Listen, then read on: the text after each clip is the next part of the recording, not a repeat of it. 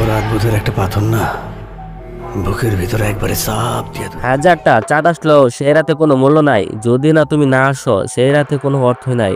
শাহরিয়ার এই আবেগ ছিল পুরো সিনেমা। হল থেকে বের হওয়ার পরও সেই আবেগে রেশ হয়ে যায়। প্রায় 2.5 ঘন্টা যাত্রা শেষে সিনেমার পাত্রপাতিরা ততক্ষণে যে হয়ে ওঠে অতি আপন।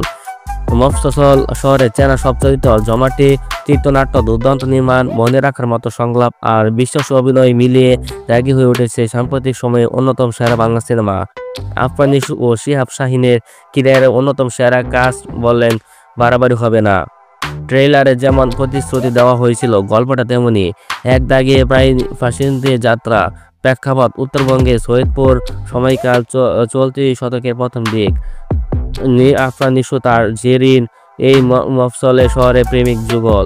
নিশানের পড়াশোনার আগ্রহ নেই, অল্প সময়ে বড়লোক হওয়ার দান্দায় জড়ে পড়ে চোরাচালানে যোগাযোগ হয় কলকাতায় এক বাঙালি ব্যবসায়ীর সঙ্গে। জেরিন ভালোভাবে ডিগ্রি পাশ করে একের পর এক বিষয়ের সম্বন্ধ আসছে। এর মধ্যে জেরিনকে পছন্দ করে ফেলে এক পাত্রপক্ষ।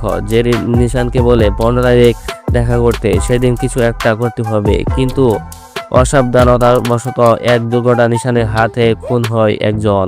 নিশানের 14 বছরের কারাদণ্ড হয়। সাজা শেষ, বাড়িতে ফিরে নিশান। এখন থেকে শুরু হয় সিনেমা।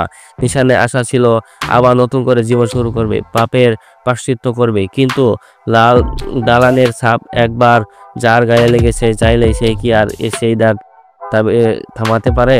সম্পর্ক, আবেগ, সামাজিক বাস্তবতা আর নিশানের মানসিক টানাপোড়াই নিয়ে এগিয়ে চলে গল্প। নিখাত দেশীয় গল্প, দেশীয় আমেজে নির্মিত ড্রামা ঘরানা ঢাকাই সিনেমা ইদানিং খুব একটা দেখা যায় না। বড় শহরের স্কাইলাইন থেকে বেরিয়ে মফস্বলের প্রেক্ষাপট বিশ্বাসযোগ্য গল্প তেমন হয় না। তাই দাগির জন্য নির্মাতা শিহাব শাহীনের বড় ধন্যবাদ পাওয়া। একজন দাগি আসামি জেল পরবর্তী জীবন দেখাতে চেয়েছেন তিনি। দাগির সবচেয়ে বড় শক্তি এর চিত্রনাট্য, সংলাপ আর অভিনয়। বর্তমান ফ্ল্যাশব্যাক আবার বর্তমান এই সময় সীমায় নিশানকে সঙ্গে নিয়ে এগিয়ে চলে গল্প। যে গল্পের চিত্রগুলো এতটা চেনা যে তাদের আবেগে মনের অজান্তে চোখে চলে আসে পানি।